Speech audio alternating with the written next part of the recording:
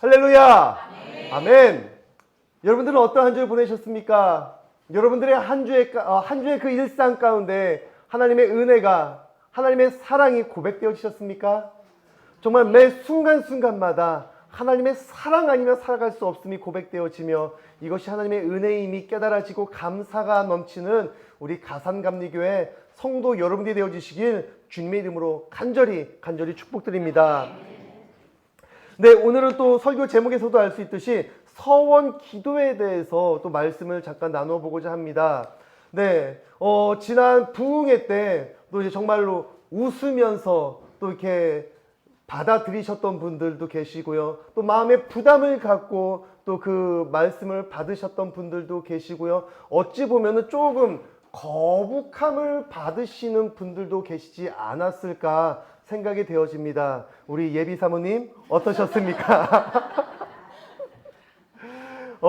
그래서 우리는 지금 이제 사도행전을 이제 계속 함께 묵상하는 가운데 그렇다면 이제 서원기도가 무엇인지에 대해서 좀 함께 좀 알고, 물론 우리가 서원기도가 무엇인지는 아실 거예요. 내가 이것을 하겠습니다, 맹세합니다, 반드시 지키겠습니다 라는 기도인데, 그렇다면 성경에서 이야기하는 서원기도가 무엇인지, 오늘의 제목처럼 하나님이 기뻐하시는 서원기도, 그것이 무엇인지에 대해서 함께 나누고 다시 한번 우리가 기도하며 하나님께 결단하는 시간이 되어지기 원합니다. 오늘 제목을 보시면요, 두 가지 의미가 담겨져 있다는 것을 생각하셔야 됩니다. 하나님이 기뻐하시는 서원기도, 이것은요 그냥 쉽게 이야기하면요, 1차적으로 생각하면요, 하나님 likes 서원기도, 하나님이 서원기도를 좋아하신다 라고 받아들일 수도 있고 해석되어질 수도 있고요. 또 조금 더 깊이 들어가 보면요, 하나님이 기뻐하시는 서원기도가 무엇일까에 대해서 생각해 볼 수가 있다는 것입니다. 이것은요, 더 깊이 생각해 보면요, 하나님이 기뻐하시는 서원기도가 있다면 그의 반대로 하나님이 기뻐하지 않으시는 서원기도도 분명 있다라는 것이에요. 그냥 막연히 서원기도는 하나님이 좋아하신다 라고 생각해서는 안 된다는 것이죠. 이 서원기도는요, 특별히 내가 은혜를 받고 서원하는 경우도 있고요. 지난 부흥회처럼요, 어떠한 강사 목사님이 아니면 목사님이 다른 분들을 통해서 서원되어지는 그러한 경우도 있다라는 것입니다. 내가 은혜 받고 서원하는 경우는 한마디로 빼박이죠. 어찌 할 바를 모르겠지만 다른 타인에 의해서 서원되어지는 경우는 어떻게 해야 될까요? 남 얘기 아니어서 제가 말을 더 듣는 것 같아요. 우리 지방에도요 그런 분들이 계시더라고요. 이제 사모님인데요, 사모님이신데 자신은 어렸을 때, 학생 때 우리 예림이처럼 부흥 강사님이 갑자기 자신에게 넌 사모가 돼야 돼 라고 계속해서 몇 번을 이야기하시더래요. 그래서 처음에는 그게 되게 부담이 되었지만 나중에는 그 말씀에 순종하여서요, 정말 기도하며 신학대학을 가서 지금의 목사님 남편을 만나서 이제 신앙생활하고 사모의 역할을 감당하고 계시면서 그 강사님을 조금 미워하시더라고요. 내가 그 강사님 때문에 이 남편을 만났다고. 네, 뭐 그런 경우도 있고요. 또 어떠한 사모님은요, 또 같은 저희 지방입니다. 이제 그 사모님은요, 어머님이 조금 영적으로 또 기도의 능력이 있으신 분이에요. 열심히 기도하시다가요, 그 사모님을 한번 부르시더니요, 딸아, 너 사모해야 될 것 같다 라고 이야기를 하셔갖고요, 이 사모님은 그때 당시에는 갑자기 열이 팍, 네, 분노가 치솟더래요. 아니 내가 왜 그 어려운 자리, 내가 왜 그 사모하냐고 해서 엄마랑 싸우고 삐져서요, 몇 날 며칠을 말도 안 했다고 합니다. 그러다가 이제 남자친구가 생겨서요, 남자친구를 소개하는데요, 네, 그 교회 전도사님이었대요. 네, 남자친구가 내가 그렇게 엄마랑 싸우고 막 삐져서 말도 안 하다가 그 교회 전도사님이랑 사귀고 그 전도사님이랑 결혼해서 지금의 목사님이 되어서요, 네, 또 잘 그 사명을 감당하시고 계시다는 그 이야기를 우리 지방에서 두 분의 사모님이 계시더라고요. 그런데 물론 이거는 이제 잘 되었기 때문에 그런 이야기를 하시는 거고요. 또 반대로 그렇게 남에 의해서 너는 사모가 돼야 돼, 목사가 돼야 돼 라고 이야기를 들었지만 전혀 다른 길을 걸어가고 있는 사람들도 오히려 더 많다라는 것이죠. 무엇이 잘됐다, 잘못됐다라고는 할 수 없습니다. 분명 그 말씀에 순종하여 사모가 되고 목회자가 되는 것도 분명 하나님의 뜻이고요. 그렇게 말씀으로 받았지만 또 다른 길을 가는 것도 하나님의 뜻이 되어질 수 있다는 것이에요. 저는 첫 시간에 깜짝 놀랐어요. 감독님이요, 대놓고 그 이야기를 하시죠. 나는 감독 선거에 떨어졌다. 깜짝 놀랐어요. 어쨌든 근데 그것은 그로 말미암아 본인은 이제 초교파적으로 더 하나님의 일을 할 수 있게 됐다라고 이야기하시면서 그것 때문에 그 감독회장 선거가 떨어져서 낙심하고 하나님을 원망하는 것이 아니라 또 다른 길을 열어주시는 하나님의 섭리를 깨닫는 것, 그것이 더 중요하지 않을까 생각되어집니다. 하지만 그 일을 위해서 더 깊이 기도해야 된다는 거 잊지 마시고요. 그렇다면 우리가 막연히 생각하는 서원 기도와 또한 하나님께서 말씀하시는 성경에서 이야기하는 서원 기도가 무엇인지에 대해서 우리는 더 깊이 생각해 볼, 또한 묵상하고 또한 다짐하고 결단하고 기도해 볼 필요가 있다는 것입니다. 여러분, 그렇다면 서원 기도가 무엇일까요? 잘 아시겠지만 서원 기도는 두 단어가 합하여진 합성어입니다. 서원이라는 단어와 기도라는 단어가 합한 단어입니다. 기도의 뜻은 당연히 너무나 잘 아실 것이고요. 서원도 아시겠지만 막연하죠. 단순히 약속한다라는 그 개념을 넘어서는 것이에요. 제가 네이버 사전을 한번 검색해 봤습니다. 세 가지의 뜻이 나옵니다. 세 가지 다 명사의 뜻인데요. 신불이나 자기 마음속에 맹세하여 소원을 세움, 또는 그 소원, 또 두 번째 뜻은 보다 선하고 훌륭하게 살겠다고 하나님에게 약속하는 행위, 또 세 번째는 원을, 또 내 소원을 세우고 그것을 이루고자 맹세하는 일이라고 네이버 백과사전은 서원을 이렇게 정의하고 있습니다. 또한 영어 사전을 찾아보면요, vow라는 그러한 단어인데요. 이 단어 역시도 맹세, 서약이라는 뜻이에요. 우리가 약속이라는 뜻보다 더 강력함을 갖고 있다는 것이에요. 여러분, 약속은 지켜야 됩니까? 지키지 않아도 됩니까? 갑자기 애매하죠? 지켜야 된다라고 이야기하고 싶지만 그동안 내가 지키지 않았던 수많은 약속들이 떠올라요. 물론 약속은 지켜야 하는 것이 맞지만 또 지키지 않는 경우도 많다라는 것이에요. 근데 그것 때문에, 지키지 않는 약속 때문에 물론 사이가 좀 틀어지거나 삐지거나 다툴 수도 있지만 그것 때문에 감옥에 가거나 법적인 물론 책임을 지지는 않는다라는 것이죠.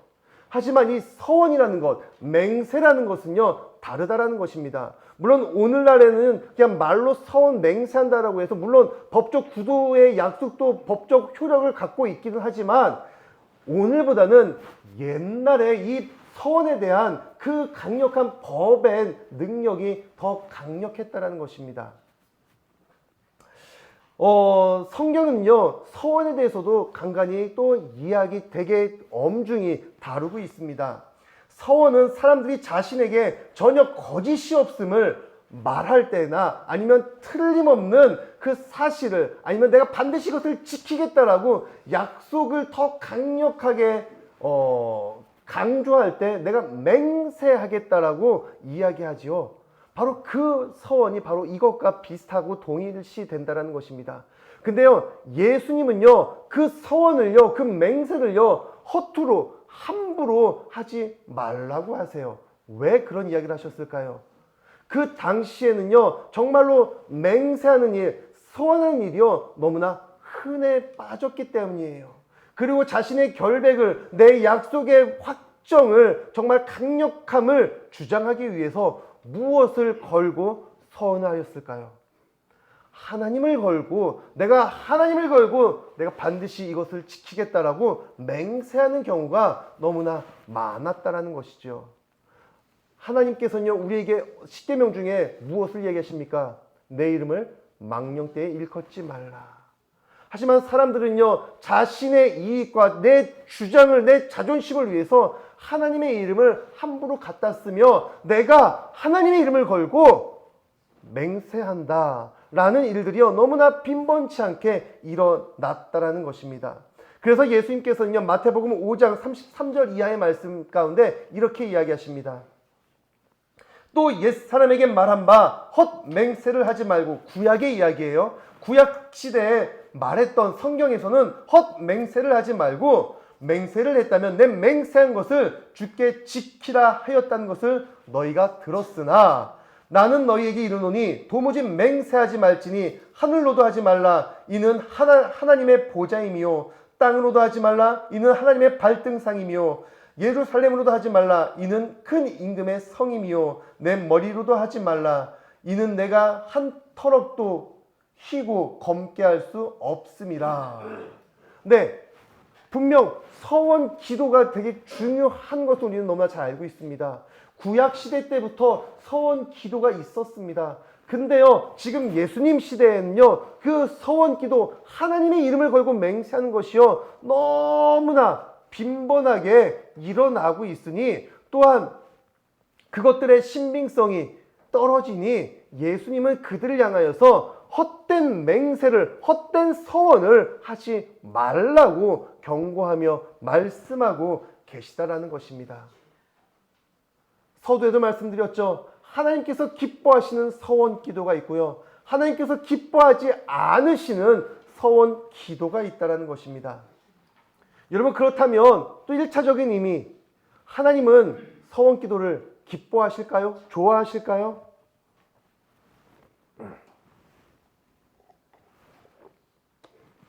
작년에 예지가 이런 약속을 했습니다. 아빠, 차 사줄게. 예지 없어요? 아, 이거 들어야 되는데. 그래서 저는 그래, 스포츠카 사줘. 화답했습니다. 응, 아빠. 아, 그때 문서화 시켰어야 되는데. 근데 이게 진짜 예지가 지킬 만한 약속인가요? 아니에요. 근데 그런 약속, 예지만 그런 약속을 했을까요? 예림이도, 윤재도, 민재도, 여러분들도 그런 약속을 하기도 했고 듣기도 하셨을 것입니다. 아빠, 엄마 백 사줄게. 되게 좋아하더라고요. 아빠 집 사줄게, 뭐 사줄게. 3살, 4살, 5살, 뭐 6살 흔히 할 수 있는 이야기. 그 어린 아이들이 왜 이런 이야기를 합니까? 내가 받은 사랑을 알고요, 이제 나도 아빠에게, 엄마에게 무언가를 해주고 싶은 마음이 생겨나니까 내가 감당할 수 있는지 없는지는 몰라요. 그 아이들은요. 그래도 해주고 싶은 것, 그런 마음이 있으니까요, 아빠에게, 엄마에게 공수표를 남발하는 거예요. 근데 그때 제가, 예지야, 너 스포츠카가 얼마인지 아니?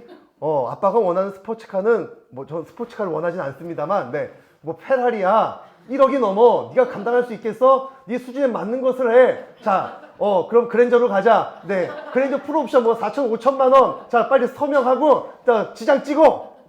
너 지키지 못하면 이거 감옥 가야 돼. 아니면 빨리 지킬 약속만 해. 나중에 세뱃돈 모아서 아빠 소고기를 사주던지 지킬 약속만 해. 하고 어린 아이의 꿈을, 그 기분을 망치는 부모가 있을까요? 없을까요? 전 절대 안 그랬어요. 없습니다. 어린 자녀가요, 그냥 아무런 생각 없이요, 아빠 내가 이거 사줄게, 이거 해줄게, 마냥 좋은 거예요.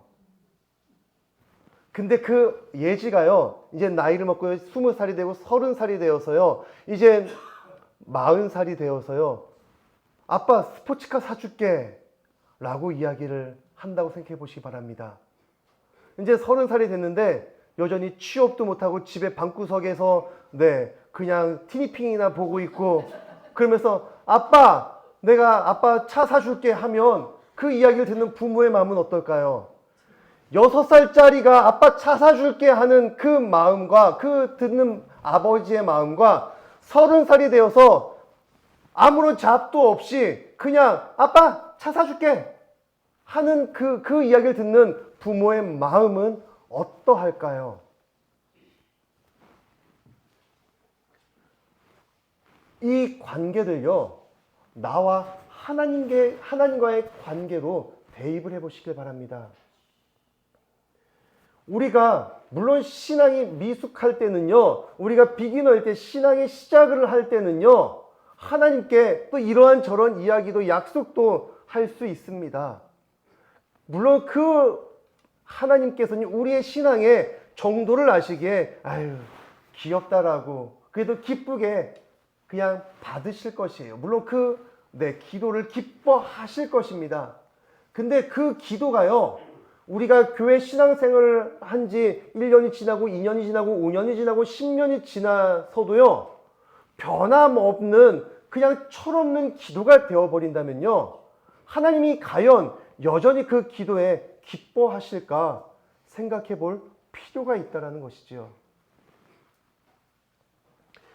그렇다면 우리는 하나님이 무엇을 기뻐하시는지에 대해서, 또한 하나님께서 기뻐하시지 않는 것이 무엇인지에 대해서 관심을 갖고 그 하나님의 기준에 맞는 신앙인으로 성장해야 한다는 것이에요.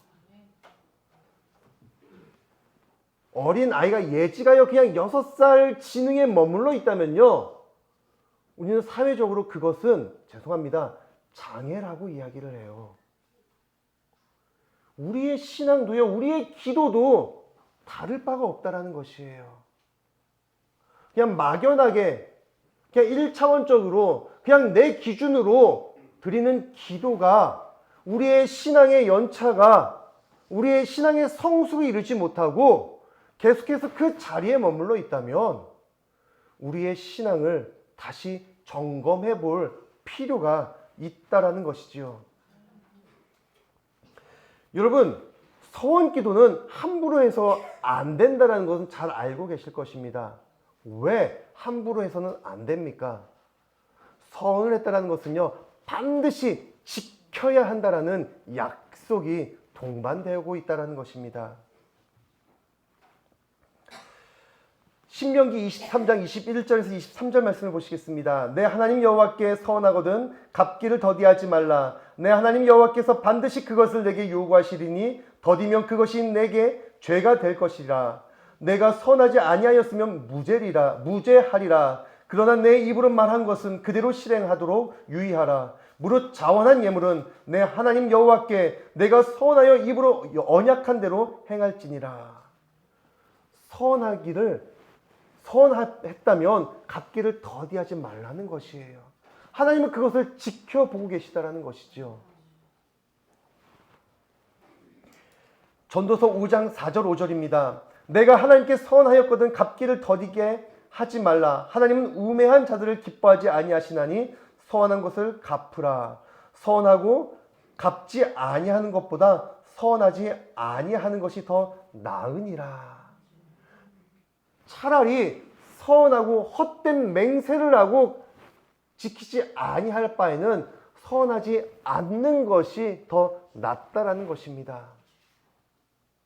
자, 그러면 이제 오늘 본문 말씀을 통하여서 이 서원에서 하나님이 기뻐하신 것, 기뻐하지 아니하신 것에 대해서 함께 알아보도록 하겠습니다. 먼저 입다에 대한 이야기입니다. 사사기 입다. 네, 입다에 대해서 처음부터 이야기하려면 점심 식사를 못 하실 것 같아요. 입다, 사사기의 인물입니다. 사사 입다이고요. 입다, 사사 시대는 어떠한 시대입니까? 사사기 마지막에는 그때 왕이 없으므로 각자의 소견에 옳은 대로 행하였더라. 그때 왕은 누구이십니까? 하나님이세요. 그때뿐만 아니라 지금도 우리의 왕은 하나님이 되세요. 근데 그때 하나님을 왕으로 인정하지 아니하니까요, 각자의 소견에 옳은 대로 나에게 힘이 있다면, 나에게 정치적인 영역이 있다면 내가 왕이 되고 내가 법이 되는 것이에요. 그러한 세상 가운데 살아가는 시대가 사사시대였다는 것입니다. 특히 입다는 어떠한 시대였습니까? 사사기 10장 6절입니다. 이스라엘 자손이 다시 여호와의 목전에 악을 행하여 바알들과 아스다롯과 아람의 신들과 시돈의 신들과 모압의 신들과 암몬 자손의 신들과 블레셋 사람들의 신들을 섬기고 여호와를 버리고 그를 섬기지 아니하므로. 이것은 무엇을 이야기하는 줄 아세요? 하나님 빼고는 다 섬겼다라는 것이에요.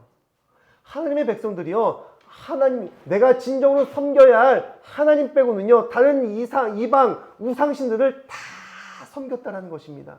그만큼 악이 넘쳐나던 그 시대에 이제 길르앗 사람 사사 입다가 등장을 합니다. 입다는 어떠한 자였을까요? 11장 1절입니다. 길르앗 사람 입다는 큰 용사였으니 기생의 길르앗에게서 낳은 아들이었다 라고 나옵니다. 그는요, 큰 용사였다는 것이에요. 힘이 세고요, 정말로 전쟁에 능한 자였다는 것이죠. 근데 그의 출생이 비밀이 있었습니다.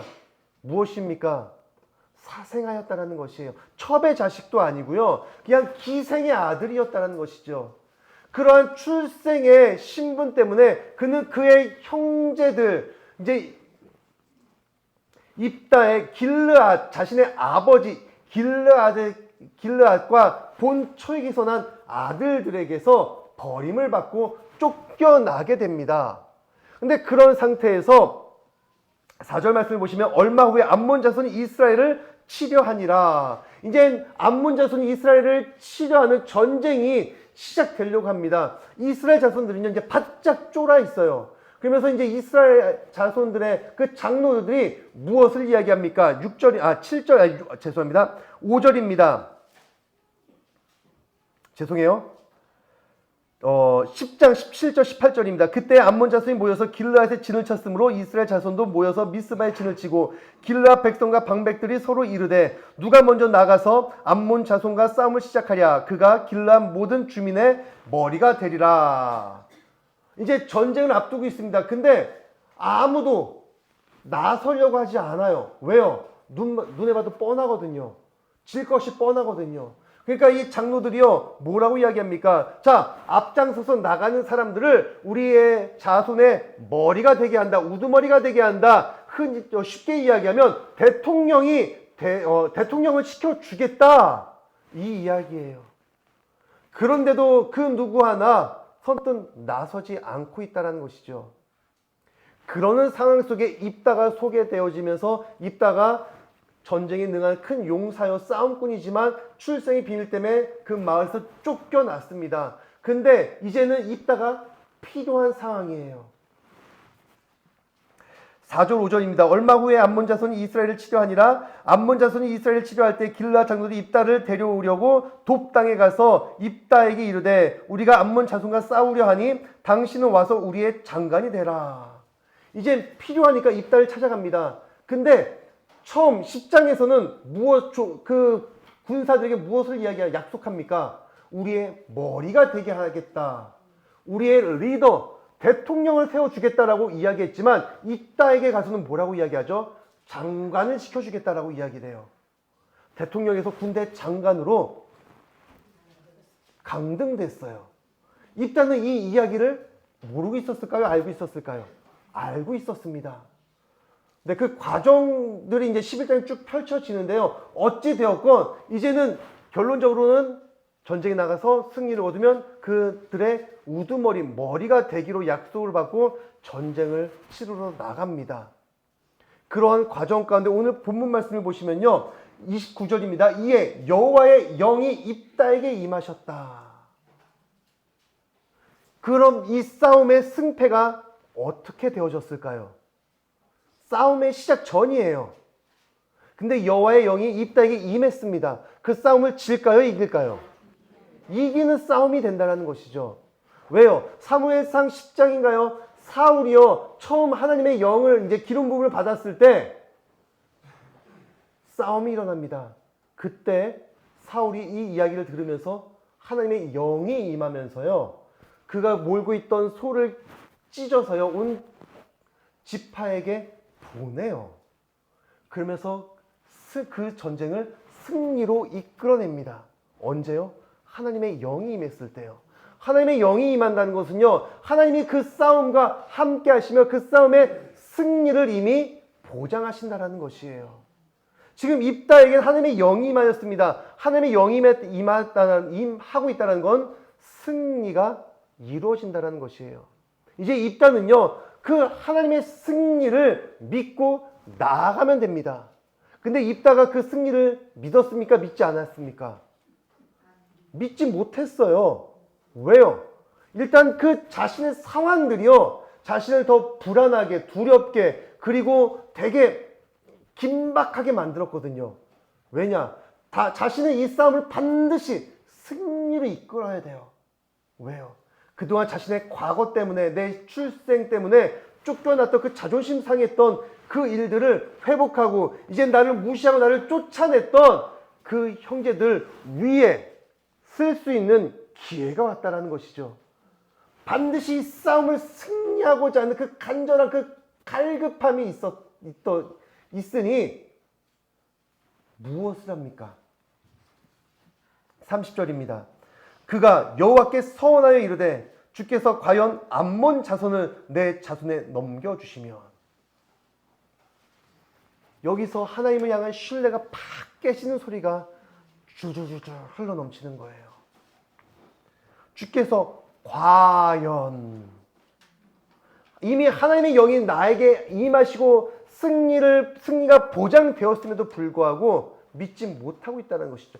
과연 하나님께서 나에게 그 암몬 자손을 넘겨주신다면, 이라는 전제 속에, 불확실한 전제 속에 내가 암몬 자손에서 평안히 돌아올 때 이것을 약속하겠다. 나를 맞이하는 첫사람을 화목제로 바치겠다라는 것이죠. 내가 이 정도로 결단함을 갖고 전쟁에 나아가는 그의 간절함이 보이고 있다는 것입니다. 물론 인간적인 면에서는 간절함이 표출되어지고 있지만 이미 그는요, 이런 약속할 필요가 없는 것이에요. 이미 서원할 필요가 없다라고요. 왜요? 하나님이 이미 나에게 승리를 약속하셨기 때문에요. 하지만 입다는요, 하나님을 온전히 믿지 못하였던 것 같습니다. 어찌되었건 전쟁에서 승리를 합니다. 아니요, 승리할 수밖에 없어요. 하나님의 영이 함께 하셨기에. 그리고 돌아오는 길에 그를 처음 맞이하는 자가 누구였죠? 무남동녀 딸이에요. 낙심하고 좌절합니다. 자기 꾀에 자기가 빠진 거예요. 그리고 그들 하나님을 알기는 알았던 것 같습니다. 취소 퇴퇴퇴 이것이 아니었어요. 근심했어요. 낙심했어요. 내가 하나님께 서원한 것을 반드시 지켜야 한다는 것. 하필 내 딸, 하나밖에 없는 내 딸이 나를 처음 마중 나왔다는 거. 이제 그 딸을 하나님께 바칠 수밖에 없는 상황이 왔다라는 것입니다. 근데 물 한 잔 마시겠습니다.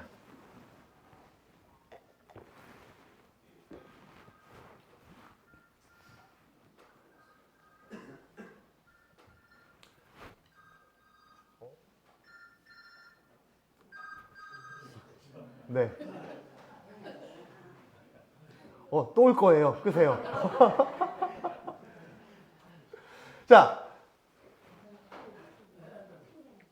자, 이제 다시 시작할게요. 네. 까먹었네요. 네, 이제 다쳐야 된다. 이제 하나님을 알긴 알았는데, 여기서 입다의 잘못이 드러나요. 무엇이냐? 하나님을 반만하는 거예요.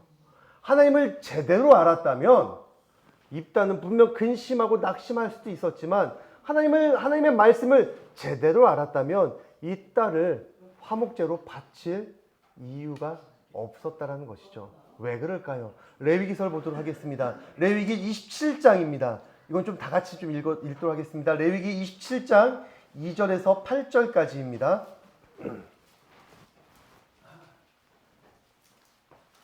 레위기서 27장 2절에서 8절까지의 말씀. 27장입니다. 레위기 27장 2절에서 8절. 우리 다 함께 교독하도록 하겠습니다.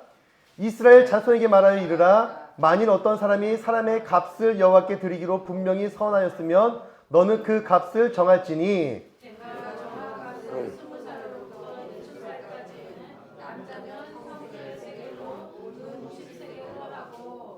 여자면 그 값을 30세겔로 하며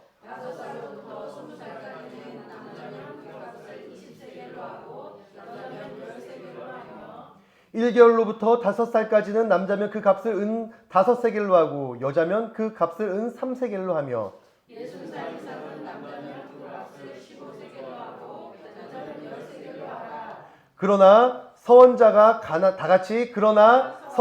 가난하여 내가 정한 값을 감당하지 못하겠으면 그를 제사장 앞으로 데리고 갈 것이요 제사장은 그 값을 정하되 서원자의 형편대로 값을 정할지니라. 아멘.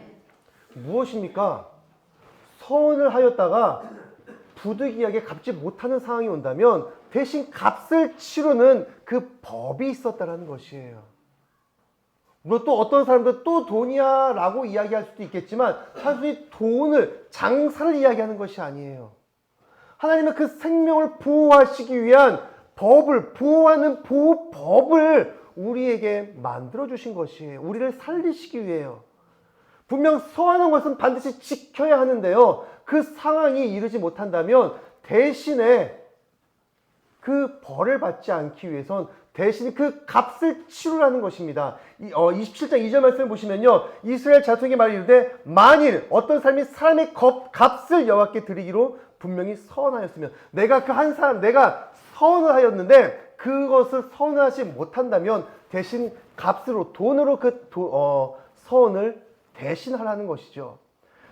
입다가 이 말씀을 이 법을 알았다면 물론 걱정은 근심되었겠지만 이 법을 알았다면 입다는 그 딸을 희생시키는 것이 아니라 딸의 나이는 나와 있지 않지만 처녀로 결혼할 정도의 나이가 되었으면 우리는 어느 정도 유추할 수가 있습니다. 그렇다면 27장 4절 말씀 3절 4절 보시면 20살부터 60살 한 20대 정도가 되면 그 여자였기 딸이었기 때문에 한 30세겔을 바치던지 아니면 5살부터 20살까지 결혼의 적정기 한 10대 후반 정도가 되었다면 10세겔을 바치면 그 서원이 대신 대속되어진다라는 것이에요. 하지만 입다는요, 자신의 그 간절한 그 긴급한 상황 때문에 하지 않아도 될 서원을 하였고요. 그리고 하나님의 말씀을 제대로 알지 못하니 결국 내 딸을 희생시키는 그 어떻게 보면 죄 아닌 죄를 저지르게 되었다라는 것입니다.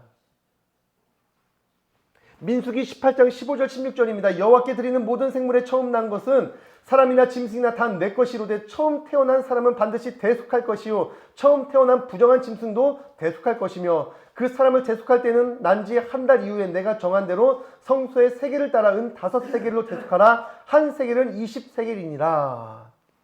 처음 난 것은 하나님께 다 바치라고 말씀하셨어요. 근데 그것을 하나님께서는 인신제사를 좋아하지 아니하세요. 그것은 이미 창세기 22장에 이삭을 바치는 이야기 속에 드러납니다. 하지만 우리는 그 마음과 그 진실됨이 우리는 필요하기에 그 첫째를 드리는 대신 대속제물로 대속예물로 대신할 것을 이야기하고 계시다라는 것입니다. 분명 입다의 서원은요, 하나님께서 기뻐하셨을까요? 기뻐하지 아니하셨을까요? 맞습니다. 기뻐하지 아니하시는 서원이었어요. 근데 그럼에도 불구하고 그 서원은 지켜야 한다는 것이에요. 그러니까 마태복음에서 예수님께서 헛된 서원, 함부로 서원하지 말라고 이야기하세요. 서원하고 지키지 않는 것보다 차라리 서원 안 하는 것이 더 좋다라고, 더 낫다라고 이야기하신 이유가 이것입니다. 그럼에도 불구하고 어떻게 보면 그때 상황에 따라 나의 어떠한 감정과 어떠한 상황에 따라 어쩔 수 없이 서원을 했다 한들 그 선을 못 지키는 상황이 왔으면 대신할 수 있는 그 법을 우리가 그 헛된 서원 때문에 지키지 못할 서원 때문에 죽음과 희생을 치르는 대신에 그것을 대신할 우리를 보호할 법을 우리에게 알려주고 계시다라는 것입니다. 우리는 이 말씀을 반드시 기억해야 돼요. 가장 중요한 것은요, 서원을 했다면 반드시 지켜야 하는 것이고요. 그리고 그러기 때문에 함부로 서원을 해서는 안 된다는 것이에요. 그렇다고 하나님께 하나님 나 그러면 아무 약속도 안 할게요. 이것이 아닙니다. 무슨 그 진중을 아시죠? 자, 그렇다면 네, 벌써 12시 8분인데 5분 내로 이제 사무엘상을 끝내도록 하겠습니다. 하나님이 기뻐하시는 서원 무엇일까요? 네, 벌써 정답을 말씀드렸죠? 한나의 기도예요. 한나도 눈물을 흘리며 어찌 보면은 술 취한 미친녀 취급받으면서 성전에 나와 기도를 합니다. 근데 그가 기도하면서 그 정말 술 취한 취급받으면서 무신당하고 업신여김을 당하면서 하는 기도 가운데 나에게 아들을 주시면 내 아들을 당신께 바치겠습니다. 서원을 합니다. 아니 그렇게 무시당하고 멸시당하면서 미친년 취급받으면서 내 얻은 아들을 왜 다시 하나님께 드립니까? 진짜 미쳤나요? 한나가 왜 기도하기 시작했습니까? 그에게는 자녀가 없었어요. 대를 잇지 못하는 그 끊어짐의 그 아픔을 갖고 그 슬픔을 갖고 하나님께 나와 울며 불며 정말 목소리도 안 나올 정도로 간절하게 기도했다라는 것이에요.